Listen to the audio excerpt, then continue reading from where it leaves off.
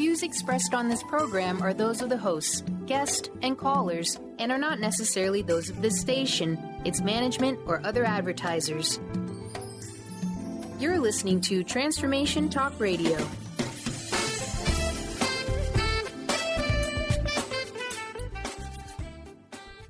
Hi, welcome. This is Dr. John DeMartini. This is one of the most amazing and inspiring shows that you can listen into. If you want to be on the edge of your seats, if you want to open up your heart, if you want to expand your mind, and you want to meet incredible people, stay tuned because you're just about to experience a transformative radio show that will change your life. And you're listening to the Dr. Pat Show that's coming up right next. The following audio is via a Skype call. Welcome to the Dr. Pat Show. Talk radio to thrive by. Powerful, inspiring, and coming to you live, bringing you stories of people like you and me, busting through and living life full out. Get ready to dare to wonder what your life would be like if you knew you could not fail.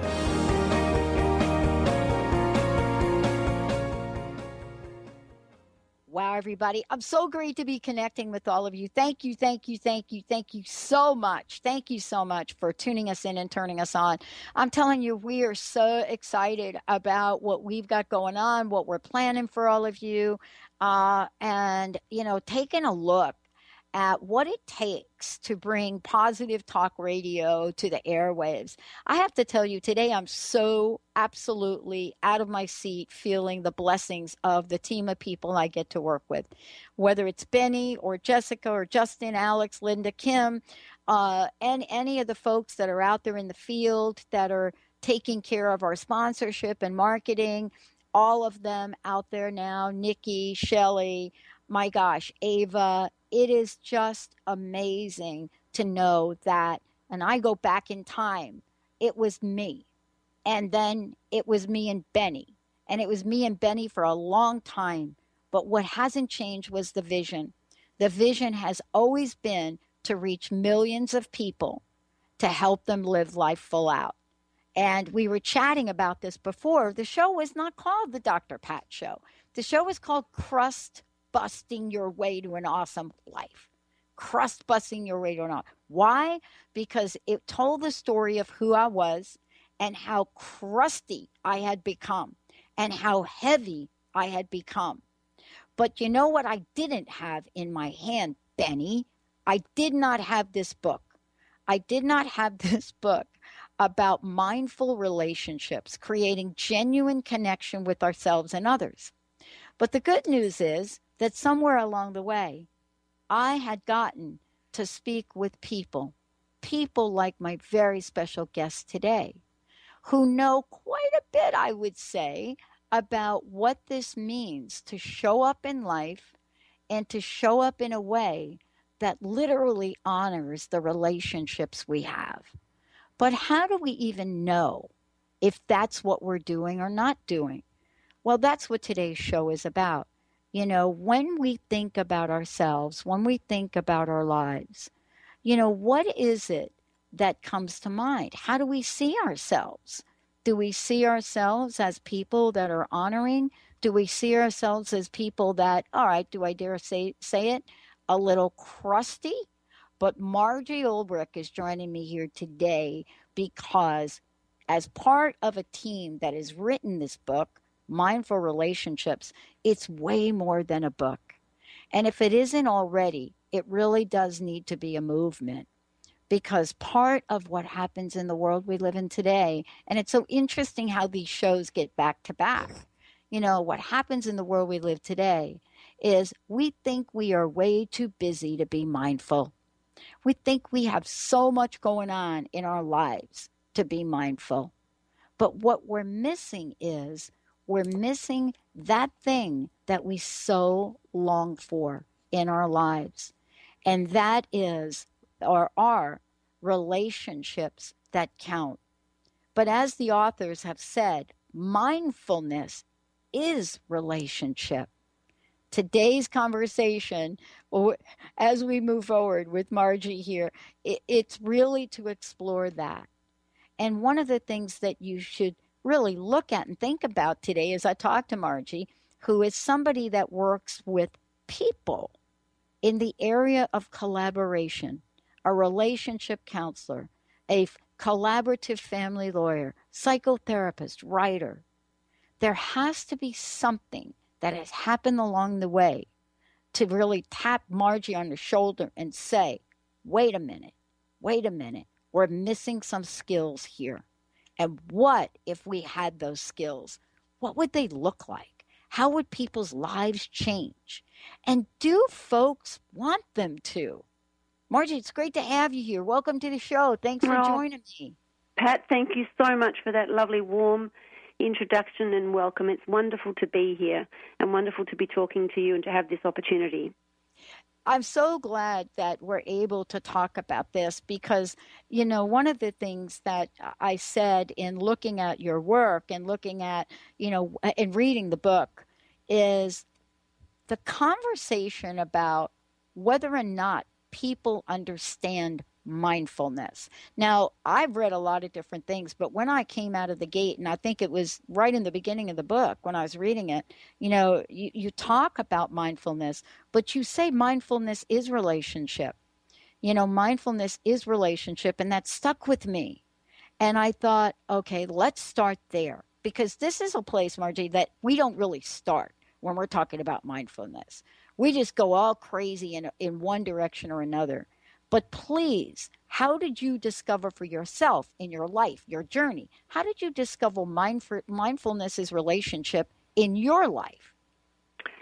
Well, Pat, I think that for me it was about a knowledge very early on, really, that we can be very outcome-driven or we can be thought and mind-driven, but that leaves out a whole lot of experience, and that is our connection with something deeper and something, more integral to our whole sense of who we are and ourselves, and knowing what we know, feeling what we feel, that kind of wholeness that I think we all need in order to feel fully human and to be able to be well and show up in the world. And it's just been an interest of mine for many, many years, and I went on that journey of introspection and it became a therapist, and it's been a fascinating, wonderful journey and a great privilege to work with people to help them find that in themselves. Can I would love to ask you, I've been so wanting to talk with you about this if I could. Collaborative family lawyer. When I read that and I thought about that, I Googled it. And I had to ask you, it's not a surprise that this is really how your work now gets to have the integration of many parts in it, right? That's it. Yep. Very right? much. Very much. Can you talk about, if we could for a minute, can you talk about the need in our society right now for collaboration? And I don't use the word need very often, but I think I don't know how else to ask you that question. Yeah. Well, I think you're right. I mean, it is a need. If we have kind of adversarial systems where we're all just going at each other and causing conflict and then causing more division, we know where that ends. And on a world scale, we see it with wars and the terrible conflict that we've got in our society. So the alternative is collaboration. I think there is a worldwide movement towards collaboration, not only in law, but in many contexts, in terms of the collaborative partnership that we can have with people to see, well, what is it that we both want? How can everybody benefit here, rather than it being, one person wins and the other loses? Wow. This is an area that I find is so very important today and is so overshadowed by the desire and the need to connect digitally in whatever way we can. And what I mean by that is, I know we have put the term out, social media, but I actually think that's a pretty limiting term.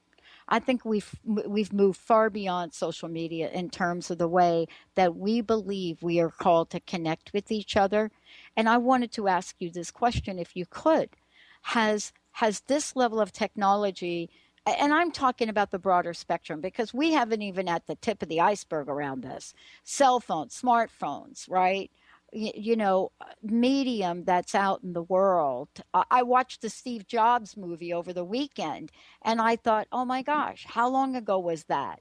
And I thought to myself, how quickly are we moving forward? And I wanted to ask you what your thoughts are about that, and how does it either help or hinder mindfulness as relationship?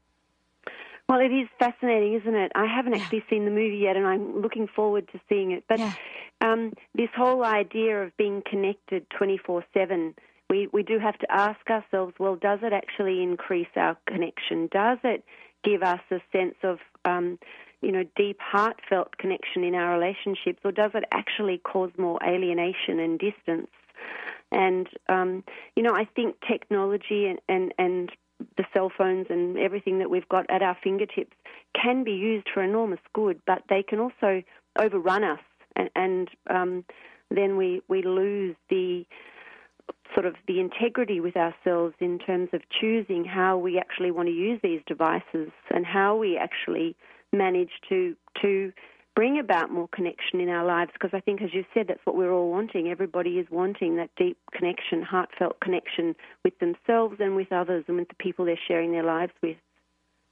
In the world we're living in today, in the book, when you sat down and you thought to yourself, this is really something that's so important to talk about, and I'd love for you to think about this, and when we come back, talk with you about it.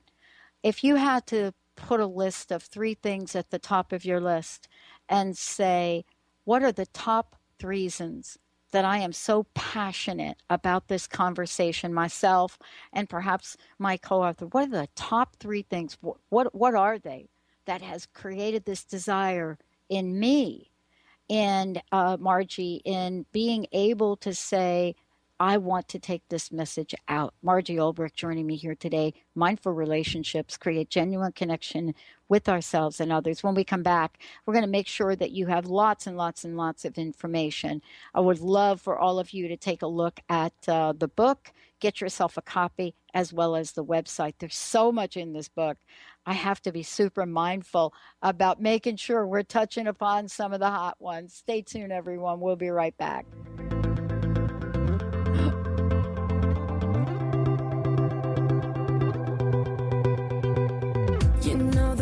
Feels warmer sleeping here alone. I dream in color and do the things I want. You think you got the best of me, think you've had the last. There are so many resources out there for meditation. But did you know that Atana's Heart Earth Healing Meditation is available for you for free? Yes, that's right. You can receive this free healing meditation today from Atana Vadili. All you need to do is visit his website, atanamethod.com. That's ATAANA method.com, and sign up. You will receive your free meditation instantly. That's atanamethod.com. Tune in to the Angels and Answers Psychic Radio Show with clairvoyants Artie Hoffman and Sky Siegel every Thursday for a 2-hour show, 2 p.m. Pacific, 5 p.m. Eastern Time on Transformation Talk Radio. Artie and Sky deliver spiritual and motivational messages with passion and a sense of humor. Call in 800-930-2819 for live and on-air readings. Visit artiehoffman.com and skyofangels.com. Chris Stanis is a spiritual leader and healer and teaches a course on how you can transform your life through a meditation and healing system that will manifest your spirit's dreams. She manifested the Women of Wisdom Conference, the Women of Wisdom book, and this radio show. And she can show you how to change your life too. Are you ready? Visit the website and contact her at voicesofwomentoday.com. That's voicesofwomentoday.com. Tune in to Lucid Planet Radio with Dr. Kelly Neff. This hit show will illuminate your senses and empower you beyond your daily stressors and hardships. Renowned psychologist and author Dr. Kelly will captivate you with far-reaching topics and amazing guests as you wake to the greatest version of yourself. Learn to tap into your intuitions, think critically about our world, heal emotional and psychological wounds, and follow your passions to live your dreams. The Lucid Planet. Welcome home. Visit lucidplanetradio.com for more information. Are you ready for a game changer? Sarah Westall is bringing you Business Game Changers Radio. Sarah brings you leading experts, visionaries, and newsmakers who provide the best commentary on big issues and cutting-edge innovations. Sarah's 20 years as a business executive will help you think like an entrepreneur with expertise, energy, and attitude. Tune in to Business Game Changers Mondays at noon Pacific, 3 Eastern on TransformationTalkRadio.com. Almost everyone at some time in their lives ask themselves, what am I? Most of our questions are ego-generated and simply don't address the problem of our false self. It's time to relax your ego and embody your soul. Dr. Dan Cohen, neurologist, inventor, and author, has created tools to awaken, a new way to transform from who you thought you were into what you truly are. Visit toolstoawaken.com today.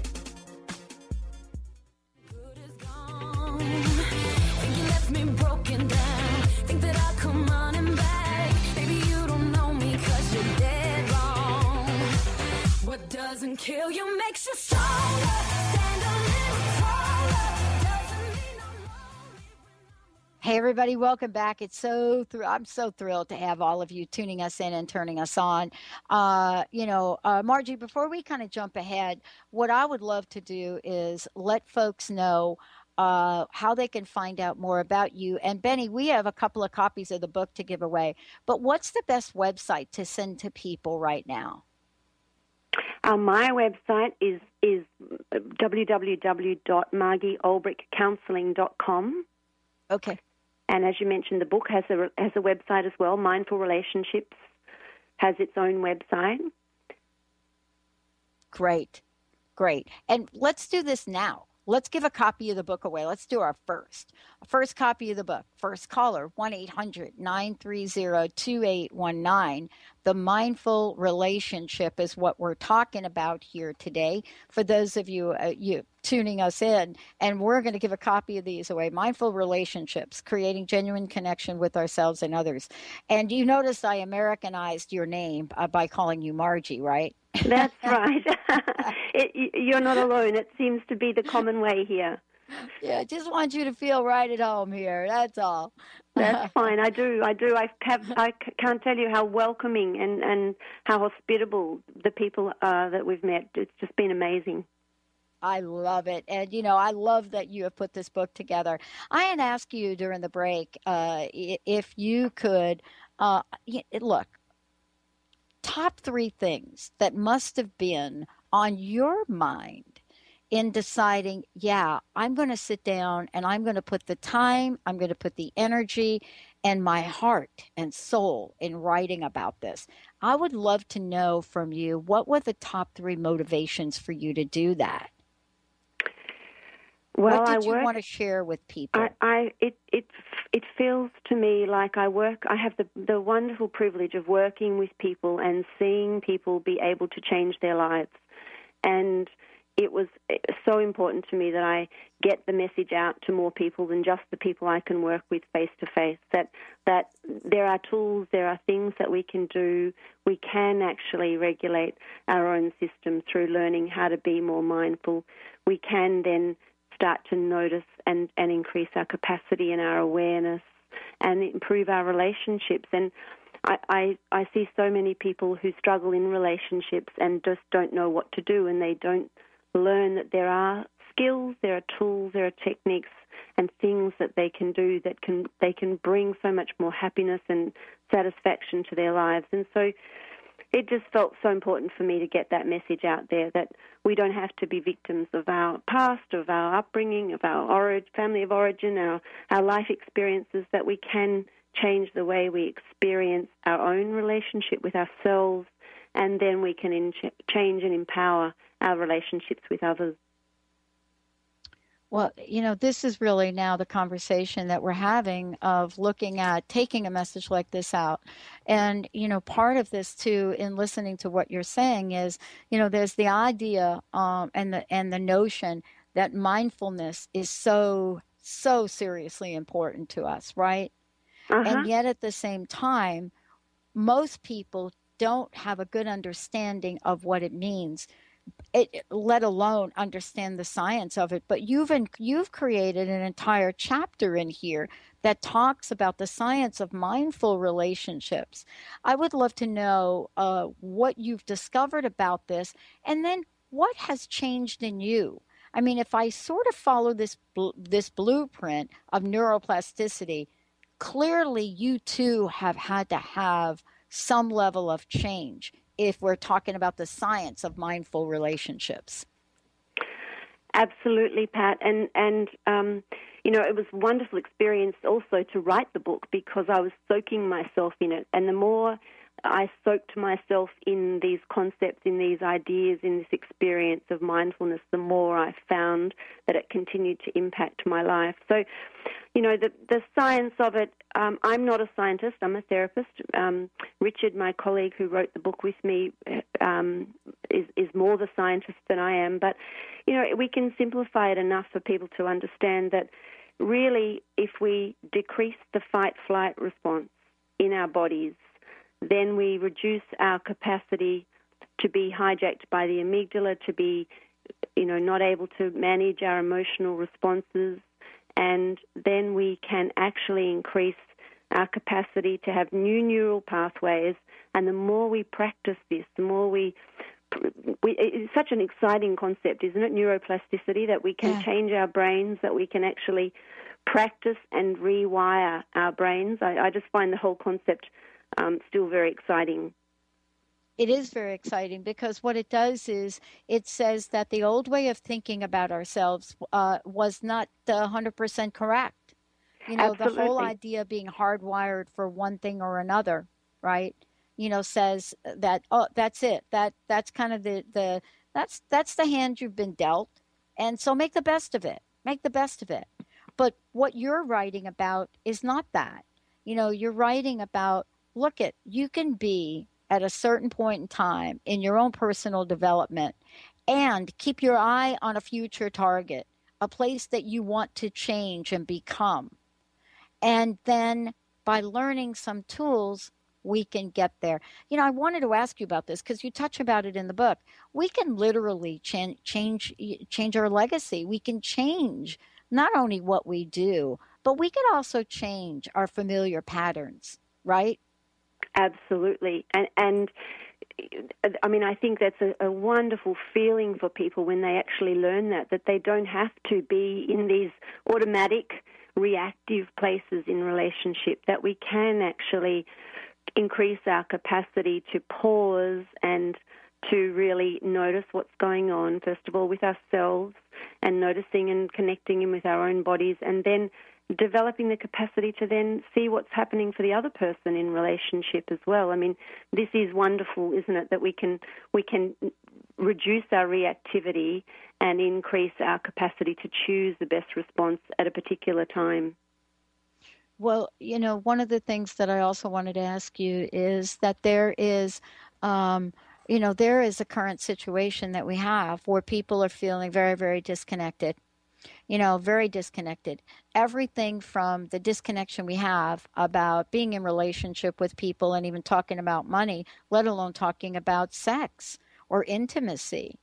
And, there are some people that say, we've learned some things and we're getting better at it. There are other people that would say, oh my gosh, we've created a dividing wall in some of these areas of our life. But the thing that I wanted to ask you about is, which most people agree about, how do I even begin to assess where I am? What have you discovered about that? Are people asking that? Or, I'm just curious. Absolutely. It's a great question, Pat. I get people in my practice that sort of stop and I might say, well, what's going on for you right now? And they're so caught up in their stories, and we all get caught up in our stories, don't we? But they can be very disconnected from what's actually going on for them. So the more that they can then train themselves to start actually pausing, and meditation's wonderful for this, you know, how do I actually sense into what's going on for me right now in this moment and this time? And that just reduces that whole story, that whole going into the default pattern in the brain where we just, you know, become oblivious actually of what's really going on for us, and so disconnected then. You know, disconnected is, again, let's talk about it and define it for a minute. We're not just talking about disconnected, you know, kind of like, oh my gosh, I got so much on my mind. I don't know, you know, I don't really have time. You know, we're not talking about that. We're talking about a level of disconnection, which can seriously imply that we're just not even able to really understand or appreciate an important relationship in our lives. Is that what we're doing? Is that a defense mechanism, or is it something that we have just programmed ourselves to do, to disconnect? I think it's probably both, actually. I mean, it's a fascinating area to think about how things become habituated. But one of the problems in relationships is often how people take each other for granted. And respond to each other from very automatic, habitual ways. So, you know, through a lens of expecting someone to react or to say or to think a certain way rather than actually taking something on face value at the time. That creates lots of problems in relationships. I'm not sure if I've actually... I just need to think some more about the whole concept. Yeah, let's think about it. Let's think some more about it. But in the meantime, what I'd love to do is take a short break. And also, for those of you out there, 1-800-930-2819. I want to make sure that we're ready to give away a second copy of the book. This book covers so much, and it does it in a way that is so relevant to the times we live in. We're going to take a short break. When we come back, we're going to talk about what does this mean for couples? And then, if it has that kind of impact for couples, how about the family as a whole? But don't worry, later on in the show, one of my favorite things to talk about is the mindful workplace. Out of everything that I know about stuff today, that is the place. Boy, I'll tell you, you need to dial the phone and just give Margie a call. Dial the phone. 1-800-930-2819 to get a copy of the book. We'll be right back, Benny.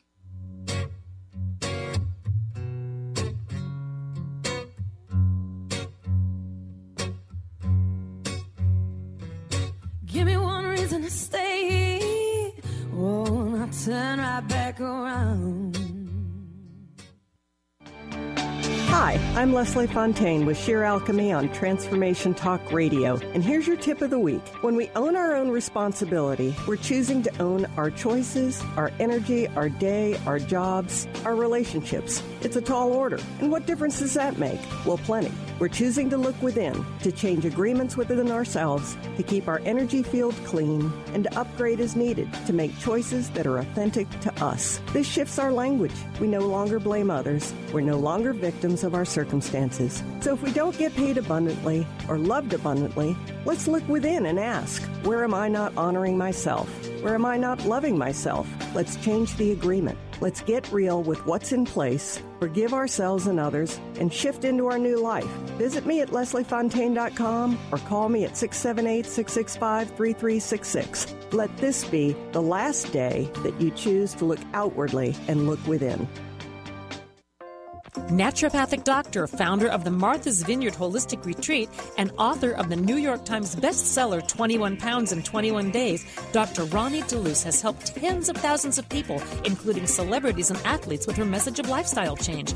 Now Dr. Ronnie DeLuce wants to help you. You too can be saved. Email Dr. Ronnie DeLuce at info@ronniedeluceonradio.com and visit mtheholisticretreat.com. Dr. Ronnie DeLuce, your partner in wellness.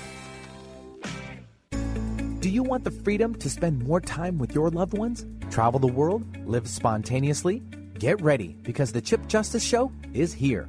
Hosts Dr. Pat Basile and Chip Justice can help you build meaningful success. while embracing life. Living a life you love is the end game in this new, inspirational, and empowering show. Positive changes for a life you'll love. Tune in every month on TransformationTalkRadio.com and visit PositiveChangeInstitute.co for more information. Have you ever tried to make lifestyle changes but had difficulty following through? Imagine what it would be like to get up each morning with energy, clarity, and motivation to tackle the day. If you want to get past limiting barriers that are preventing you from living your best life, join holistic health and wellness coach T. Carey Mitchell each month on the Dr. Pat Show, or visit lifestyle120.com today and start to receive the personal attention you deserve. Get into it for 2016. Do you want more prosperity, clarity, energy, and balance in your life? Join Lynn Brown now through March for one of her amazing workshops, each focusing on a key part of living your best life. For more information and to register for one of these amazing workshops, visit lynnbrownevent.com. That's lynnbrownevent.com. And get into it this 2016 with Lynn Brown.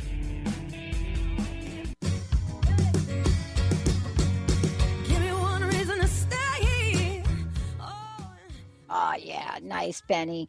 Wow. Thank you, thank you, everyone, for tuning us in, turning us on. Book number 2, I think we're on, 1-800-930-2819. Give us a call, 1-800-930-2819. If you'd like a copy of this book. It's just really filled with not just some of the research and some of what what the authors have discovered, but also with things that we should be mindful of. Everything from fighting fair, to looking at workplace scenarios. Thank you for joining me here today, Margie. And one of the things I did want to get to and ask you about is this idea about healthy relationships. And that is really what you're calling it. You're calling it healthy relationships. And I wanted to ask you about that because there are some people believe that we have right now the antithesis of that. We have scenarios where healthy relationships are not even being defined anymore because people have kind of given up the ship. Can you talk about healthy relationships and what do you mean by healthy? Again, it's such a broad, big question, Pat, isn't it? And we have this lovely conversation off air too about healthy relationships in the workplace. For us, mindfulness starts with a healthy relationship with ourselves. And when we have a healthy relationship with ourselves, we can be more aware of where we might be tempted to treat ourselves very harshly with lots of self-criticism, lots of judgment. And then if we can actually make space for that and make space for and have compassion for our own experience, we can then kind of come at relationships with others, even in intimate relationships, in families, and in the workplace from a position of respect, of knowing, well, these are my boundaries, this is what feels true to me, this is what's important to me, and we increase our capacity to be aware of what's going on in the relationship, not only in the relationship, but also for the other person. And that gives us a whole lot more choice about how we want to handle relationships and how we might respond to all sorts of situations. Well, what's the downside of not getting this right? And I want to talk about that. And it really is that direct. The question is, because there is a downside of not getting this right. And it has such far-reaching consequences about it that we don't know how to handle things when they do go wrong, but sometimes we don't know how to handle things when they're going so very, very right. And I wanted to get back to this idea that you introduced, and that is collaboration. So can we still collaborate and be unique? Can we still be different and still be in mindfulness? Absolutely, and that idea just makes me smile. As I'm hearing you ask that, the lovely idea that we can have respect for ourselves, for our individuality, and then respect for others and their differences. One of the biggest problems in relationships is that we have a default or an automatic position where we think others should think like we do, or we think they should act like we would. You know, I hear it so often, but I would never, or you know, I can't believe they would think like that, and this idea that we can actually develop compassion and respect for ourselves and then develop that for others introduces this whole idea of collaboration, that we can actually see, well, what is this other person who's very separate from me and different from me, but yet we have similarities and yet we have similar goals? How can we find the middle ground here in a way that doesn't compromise anyone's integrity? Well, I mean, this is really kind of the conversation. So one of the things we also have to do is really look at, you know, how we go about this and what do we do. What have you discovered along the way that people, you know, if they're listening to the show today, what can we learn about ourselves as we're listening to this? What can we do to take that first step, so to speak? Well, the very first step for me, Pat, as I hear you speak, is for people to have compassion for themselves. That's really where it starts. This idea that, you know, we can get things so very wrong, but then if we get things so very wrong, we can then treat ourselves with incredible contempt and harshness, and that just creates a negative downward spiral. So the very first thing that we can do is start where we are, start right now with having some compassion and understanding for the fact that we've done the best, I believe. I believe every human being does the best with what they have, with what they know at the time, and that it's possible to increase and develop a capacity in relationships, to get new skills, to get new tools, to practice mindfulness, to do many things to improve our relationships. But you can't do what you don't know how to do, and so that starts with having compassion and understanding for right where you are right now. Yeah. And we're at this place now where there are things to learn. I want to jump to something that you write about in the book, and that's called fighting fair. I'm sure that you have seen either through counseling or, you know, through being a collaborative family lawyer, you know, fighting shows up.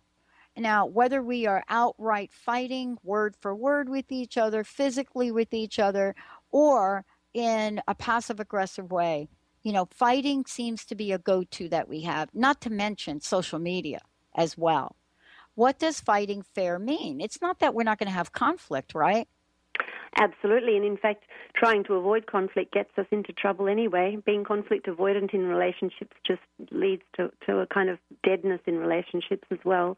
I think having a healthy respect for our differences and understanding that, as you say, we are going to fight. It's essential to actually in different relationships for different people, but it's essential to understand that there are going to be differences of opinion, and that fighting needs to have some healthy boundaries around it. So what does fighting fair look like? Well, in the book we say that people should work out their own rules for fighting fair, because there's no one size fits all. But there are basic things like having respect for people's space, having respect for, you know, common dignity kinds of things, like no name calling and no yelling and screaming. And these are the sorts of things as human beings we can find ourselves doing without even realizing. So having an agreement ahead of time, I think, about what two people in a fighting situation feel is tolerable for them is a good start. Yeah. And, you know, this is something that we can be so mindful of, right? It's the idea we can feel things welling up inside ourselves, but we don't know what to do with that. We can feel it. We can feel it as children. We could feel it as parents. You know, we feel it. And we sort of pass that energy on in the way that we do show up in our lives. And, you know, you have put a number of different things in the book to help us. You've literally put things in here to say, wait a minute, there may be some things you can do by yourself, but there may be some things that you need to get some help with. You know, what do you think is one of the most difficult things that people have today in getting help in a system?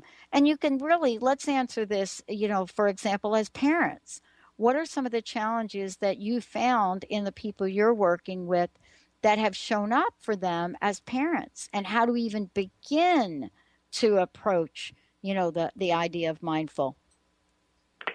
It's a big question. I think we could write a whole book on mindful parenting in itself. But mindful parenting starts with having a real respect and a healthy respect for the child's vulnerability, I think. Understanding that it's not really a respectful way to be in relationships, to be forcing, I suppose if we're talking about teenagers particularly, our worldview onto other individuals. They're children and they have the right to have their own opinions and their own beliefs and so forth. But at the same time, healthy boundaries and having some reasonable rules are really important. Otherwise, we have children that run amok and have no respect. So it's a big question, and I think a lot of it is about balance and understanding from a place of awareness. Well, am I trying to live through my children? Am I trying to force my views on them? Can I tolerate their separateness and have respect for them as individuals, as well as compassion, and teach them that they need to learn to have compassion for their own experience and for their feelings and emotions as well. So it's a very big question. Well, this is really, when we're talking about mindful relationships, it really is. It's really quite an important body of work for anyone to really look at and do. I mean, that's really the place that we're at. We're looking at choosing for ourselves, how to have mindful relationships or not. And there are opportunities, for one to enter into this, but there are also consequences for not. And I wanted to talk with you about the mindful workplace. We're going to take a short break. When we come back, the mindful workplace, what does that mean?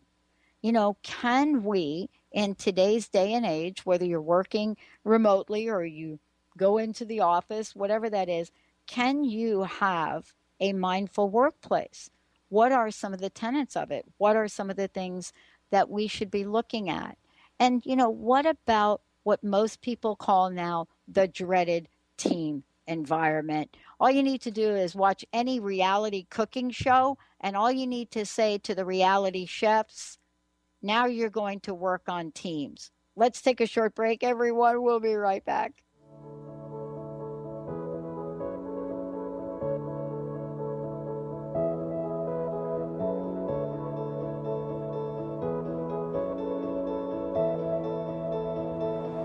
I don't want to be left behind.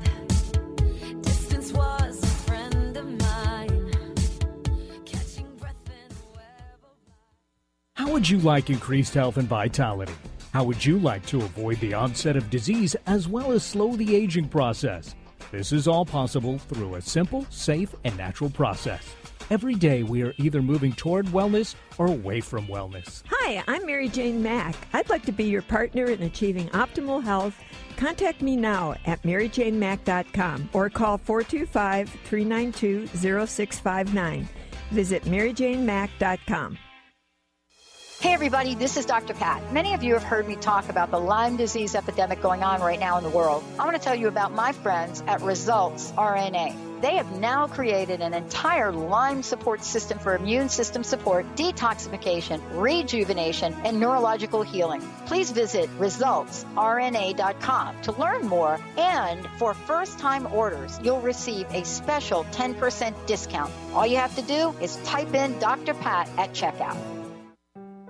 In retirement, will you outlive your money? It's a common question for people approaching retirement, but it doesn't need to weigh on you. Ask Ameriprise financial advisor Jeff Packman about the new Confident Retirement Approach.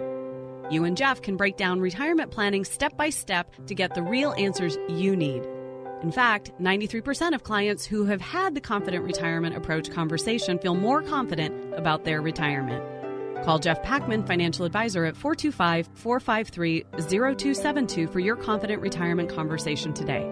Office is located at 601 108th Avenue Northeast, Suite 1800, Bellevue, Washington, 98004. Percentage based on Ameriprise Financial Confident Retirement Client Survey as of December 2013. The Confident Retirement Approach is not a guarantee of future financial results. Investment advisory products and services are made available through Ameriprise Financial Services Incorporated. A registered investment advisor, Ameriprise Financial Services, Inc., member FINRA and SIPC. Get ready to experience Truth Talk Radio with host Deb Acker. Tune in to Truth Talk Radio each Wednesday at 3 p.m. Pacific on TransformationTalkRadio.com to illuminate the truth in your daily life as you experience life, love, and abundance from a whole new perspective. This hit show will leave you feeling lighter and bring you into a place of infinite possibilities every day in every way. Visit TruthTalkRadioshow.com for upcoming transformative topics and guests. Holistic Medical Center is where you find it all. A healthy space with doctors who care, see, and listen to the whole you. Hi, this is Dr. Darvish. If you have not found an answer to your chronic symptoms, you will find answers here at Holistic Medical Center. Our doctors find the root cause of your symptoms and guide your body towards healing naturally. We transform lives from within. Visit drdarvish.com or call 425-451-0404.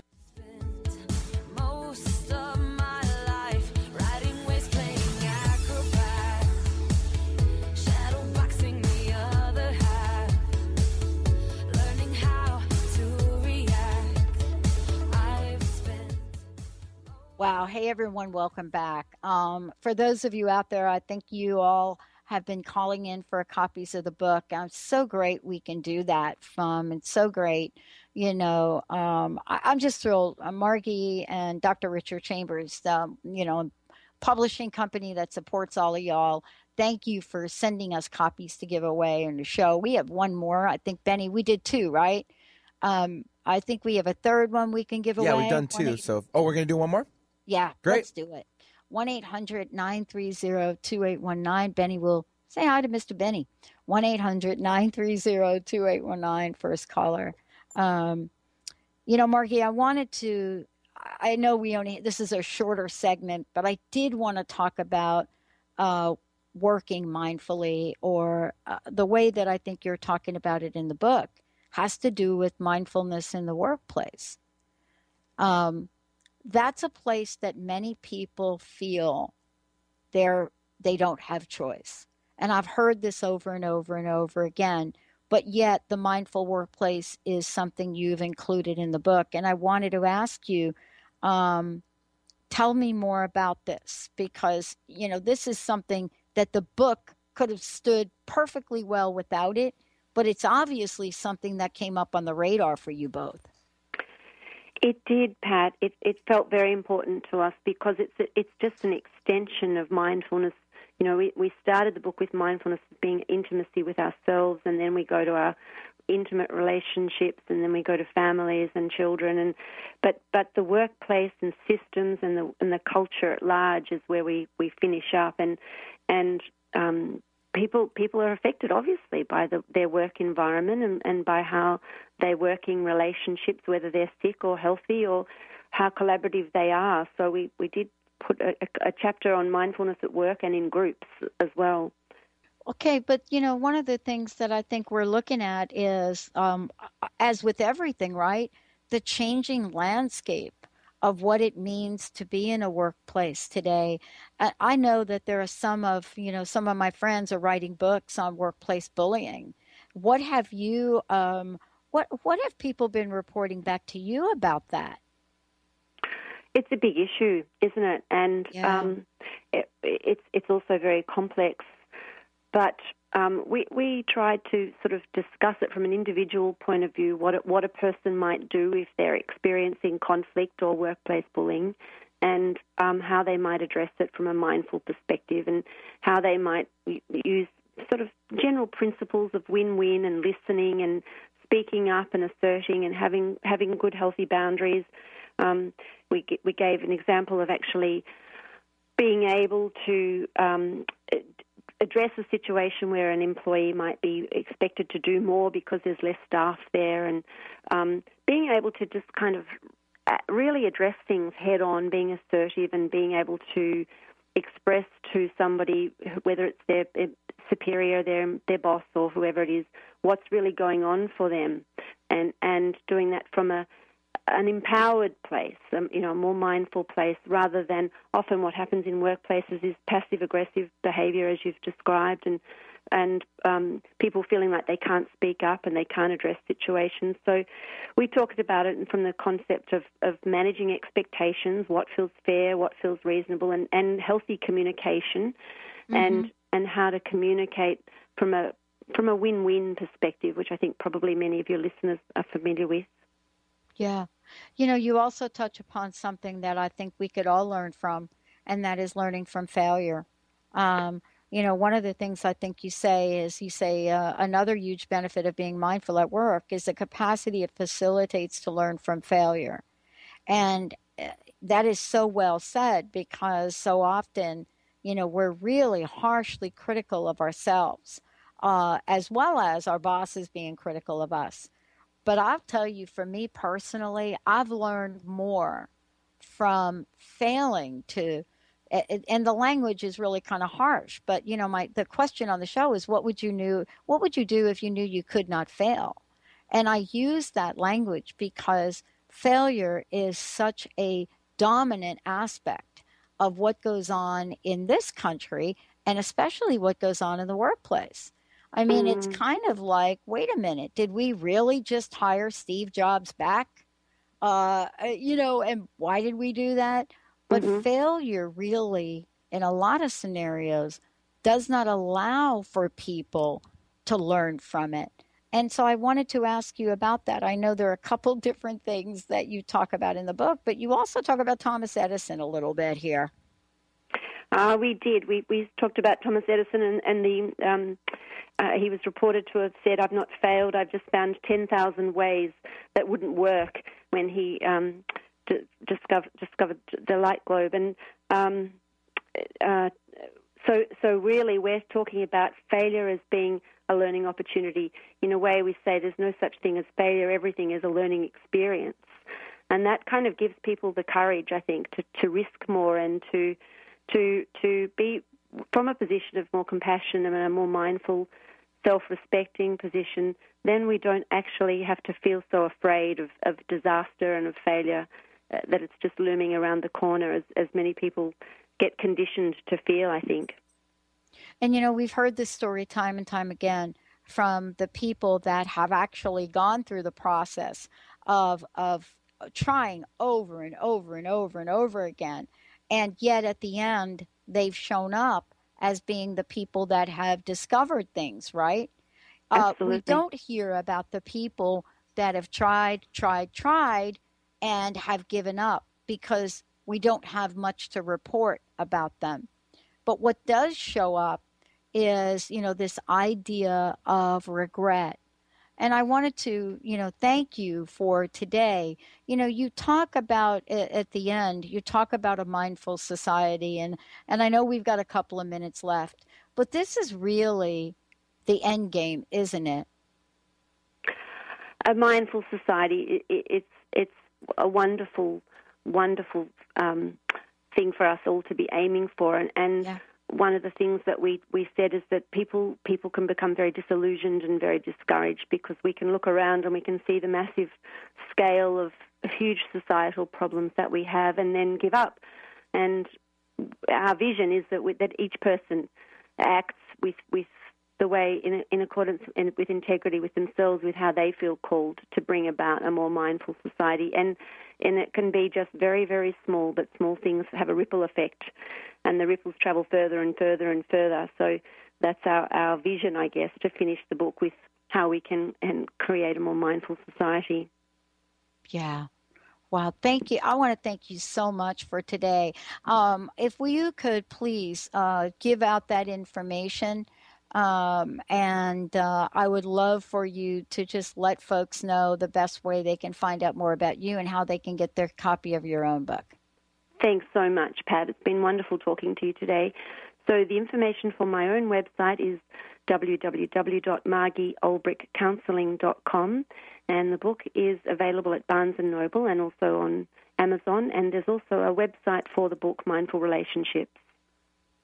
I love it. Thank you so much for today, and thank you for all that you do. Thank you. Thank you, Pat. It's been really wonderful talking to you and to your listeners, and I'm very grateful for the opportunity. Wow. And all of you out there, it's been great connecting with all of you. I want to make sure that you know how to find out more about us. You can go to the drpatshow.com, or you can go to transformationtalkradio.com. And for those of you that wanted to take a little sneak peek, you can go to transformationradio.fm. And I just got an instant message from somebody. Yes, crustbusting.com is right there, alive and well.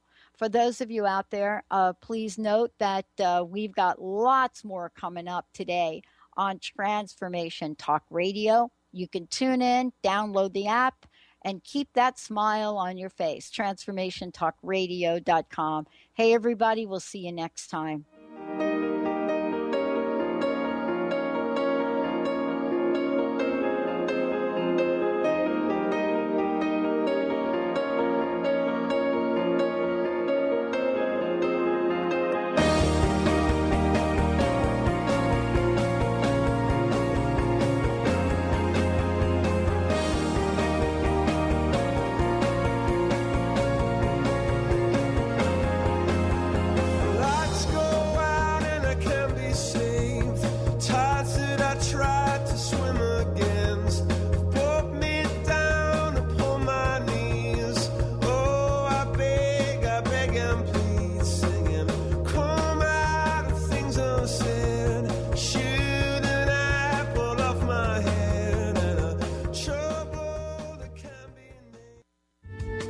The preceding audio was via a Skype call.